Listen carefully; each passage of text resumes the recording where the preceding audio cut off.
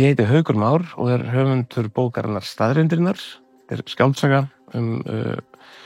mann sem var nýlega ungur stjórnmálamaður á uppleið, heitir Steinn.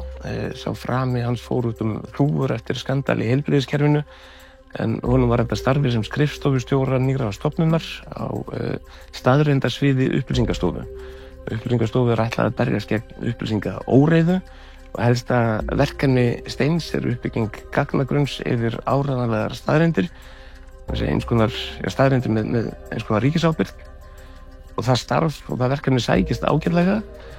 Þar til upp úr kafinu koma gögn framferði íslenskra stjórnvalda í aðdraganda seinni heimsstyrjaldar og það reynist erfitt að hafa taumhald á staðreyndunum.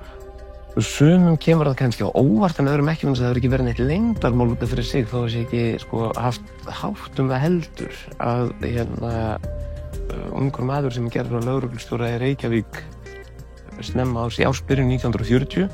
Hann var sumarið áður sendur í sitt eina lögreglunám til Danmerkur og til Þýskalands og í Þýskalandi dvaldi hann sumarið 1939 og lærði lögreglustörf af Gestapo. Það staðurinn sem þvælist fyrir vélinni sem sett í þetta að flokka og tengja saman og raða saman og minna út frá heimildum ábyggilega staðreyndir. Hvernig á að umgangast, þannig að hún þekki kannski ekki allar þær óskrifuðu reglur sem gilda í tilteknu samfélagi, og þessu hér, hvaða staðreyndir við höfum háttum og hvaða staðreyndir ekki. Forlagið.